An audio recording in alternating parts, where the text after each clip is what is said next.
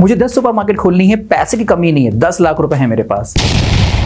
शौक लगा ना? सेम ऐसे ही शौक मुझे लगा था जब मैंने ही अपने एक वेबिनार के अंदर एक शख्स थे जो उस वेबिनार को अटेंड कर रहे थे, उनका सेम यही सवाल मेरे पास आया था कि मुझे 10 सुपरमार्केट खोलनी है, इंडिया के हर एक कोने में अपने सुपरमार्केट का नेटवर्क बिछाना है और स्टार्टिंग की जो सुपरमार्केट है 10, उसके लिए मेरे पास 10 लाख रुपए हैं, तो आप बताइए कैसे स्टार्ट करें। और दोस्तों ये बात सुनने के बाद मेरे मन में शायद सिर्फ एक ही बात आ रही थी कि आपके सपने ऊंचे होने चाहिए। आप एक बहुत बड़े सपने देख सकते हो, 10 सुपरमार्केट का, 100 सुपरमार्केट का सपना भी देख सकते हो, लेकिन साथ साथ उस सपने की ऊंचाई के साथ साथ आपके पैर जमीन पे होना बहुत जरूरी है, क्योंकि ऐसे सपनों का कोई फायदा नहीं है जो सपने रियलिस्टिक ना हो। आप ऊंची सोच जरूर रखें, लेकिन अपने उस ऊंची सोच के पीछे एक कैलकुलेशन, एक बेसिक अंडरस्टैंडिंग होना बहुत जरूरी है।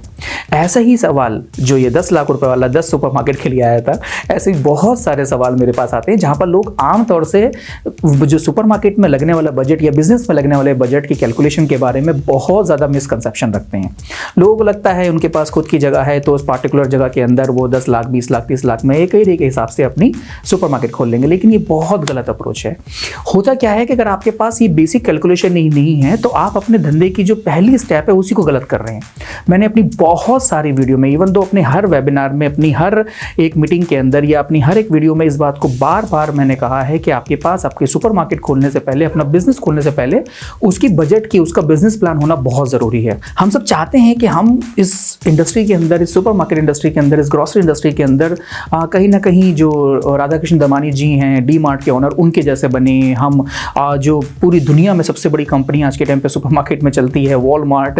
उसके हम सैम वॉटन जैसे कुछ काम करें। लेकिन उससे पहले हमको ये समझना है कि वो लोग जिनको हम अपना आइडियल मान रहे हैं इस पार्टिकुलर इंडस्ट्री के अंदर, उन्होंने इतना बड़ा एम्पायर कैसे खड़ा करा। ऐसा नहीं है कि उन्होंने भी पहले दिन आके सारी इंडस्ट्री को डिस्टर्ब कर दिया था और उन्होंने पहले दिन ही बहुत सारे सेंटर खोल दिए थे, ऐसा नहीं है। उनकी भी जो शुरुआत थी बहुत हम्बल शुरुआत थी।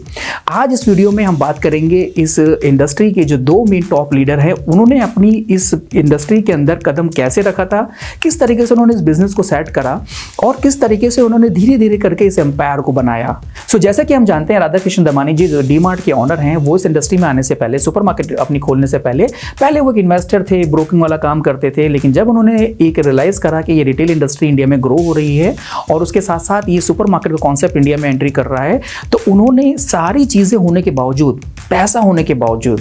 उनके पास एक्सपीरियंस होने के बावजूद, इन्वेस्टमेंट की जो बेसिक कैलकुलेशन होती है, वो सारी फाइनेंशियल इंफॉर्मेशन होने के बावजूद एकदम डायरेक्ट एंट्री नहीं करी। वो गए, पहले उन्होंने कई बार अमेरिका विजिट करा, वॉलमार्ट के जो सेंटर हैं उनकी वर्किंग को देखा, किस तरीके से वो काम कर रहा है, किस तरीके से प्रोडक्ट वहाँ पर अरेंज हुए हुए हैं, किस तरीके से प्रोडक्ट की जो असॉर्टमेंट है उसको कैसे काम करा गया है, वहाँ की मैन पावर कैसे काम कर रही है, कस्टमर कैसे बिहेव कर रहा है, हर एक बारीक से बारीक चीज़ों को उन्होंने समझने की कोशिश करी। और उसके बाद इंडिया आए, और यहाँ पर भी हमको ये समझने की इंपॉर्टेंट है कि यहाँ पर आने के बाद उन्होंने ऐसा नहीं कि बस वहाँ की लर्निंग को लिया और आके अपना सेंटर खोला, नहीं, यहाँ पर आने के बाद फिर स्टडी करी और इंडिया में जो उस टाइम का एक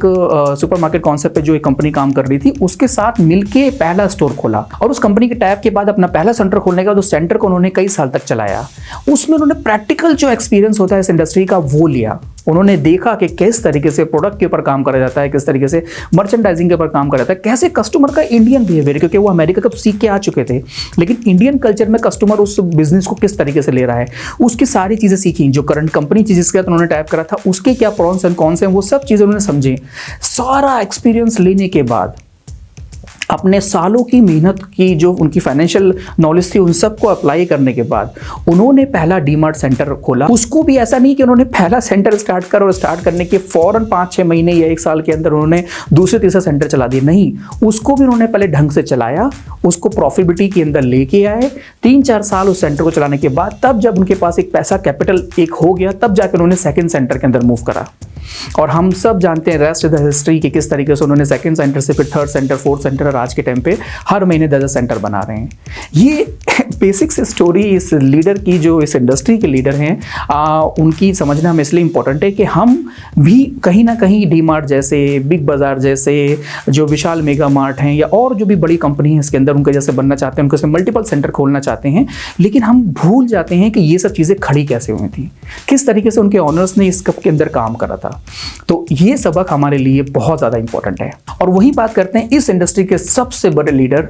इस इंडस्ट्री की सबसे बड़ी कंपनी वॉलमार्ट के बारे में। दुनिया की सबसे बड़ी रिटेल कंपनी, सबसे बड़ी सुपरमार्केट के जो ऑनर थे, वो ऐसे ही अपना प्लान लेके नहीं बैठ गए थे। उन्होंने सबसे पहले एक रिटेल कंपनी के अंदर जॉब करी एज अ एम्प्लॉय, और उस कंपनी के अंदर as a employ retail industry के सारा एक्सपीरियंस लेने के बाद उन्होंने उस वक्त की एक कंपनी थी जिस कंपनी के साथ मिलके एक पहला स्टोर खोलने का प्लान करा। यहां पर भी आप नोट करेंगे, देखिए उन्होंने डायरेक्ट अपने पहले स्टोर की तरफ मूव नहीं करा। वहां पर भी उन्होंने स्टोर के अंदर जो भी कॉम्प्लिकेशंस आई, उन्होंने सारी कॉम्प्लिकेशन को समझा, उनके सामने जो कॉम्पिटिटर थे उन सबको समझा, उस वक्त में जो कस्टमर का मिजाज था उसको समझने की कोशिश करी, नए नए प्रोडक्ट आइडिया इंप्लीमेंट करने की कोशिश करी। जब सारी चीजें उनके पास एक गैदर हो गई,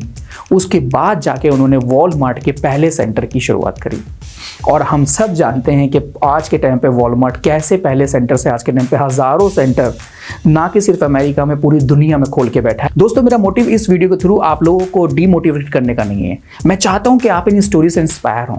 आप समझें कि किस तरीके से एक इंडस्ट्री के अंदर अपनी प्रेजेंस को बनाया जाता है, किस तरीके से एक इंडस्ट्री आपके टाइम को, आपके वक्त को, आपके पैसे को, आपकी एनर्जी को, हर एक चीज़ को मांगती है, किस तरीके से उसके प्रोसेस, उसके इम्प्लीमेंटेशन, उसके हर एक चीज़ के बारे में इंफॉर्मेशन लेना पहले स्टार्ट करने से पहले बहुत ज़्यादा ज़रूरी है। मैं ये चाहूँगा अगर आप अपनी सुपरमार्केट स्टार्ट करना चाह रहे हैं तो पहले आपके पास भी ये सारी इन्फॉर्मेशन होना बहुत ज़रूरी है, नॉलेज होना बहुत ज़रूरी है, सारे प्रोसेस के बारे में पता होना बहुत ज़रूरी है। सो अगर आप भी अपना सुपरमार्केट खोलना चाहते हैं, एक प्रोफेशनल सुपरमार्केट खोलना चाहते हैं, एक प्रॉफिटेबल सुपरमार्केट खोलना चाहते हैं, एक ऐसा सेंटर खोलना चाहते हैं जो अपने आप ऑटोमेशन पायलट मोड पे काम करे, तो उसके लिए आपको ये करना है कि आपको सुपरमार्केट कंसल्टेंसी इस चैनल को सब्सक्राइब करना है। और अगर इस टॉपिक के बारे में, इस सारे स्टेप बाय स्टेप जितने भी 15 से 20 टाइप के स्टेप होते हैं एक सुपरमार्केट को स्टैब्लिश करने के लिए, बिजनेस को स्टैब्लिश करने के लिए, उसके बारे में डिटेल में इंफॉर्मेशन चाहते हैं, डिटेल में हैंड ऑन प्रैक्टिस चाहते हैं, तो इस दिए गए नंबर पे जाके आप हमसे कॉल कर सकते हैं, उसमें डिटेल में इसके बारे में मालूम कर सकते हैं और कंसल्टेशन के बारे में आप प्रॉपर इंफॉर्मेशन ले सकते हैं। आई होप कि आपको ये वीडियो अच्छा लगा होगा, इंफॉर्मेटिव लगा होगा। वीडियो को लाइक करिए, शेयर करिए, चैनल को सब्सक्राइब करिए। मिलते हैं एक नए वीडियो में एक नए टॉपिक के साथ। This is Ali signing off.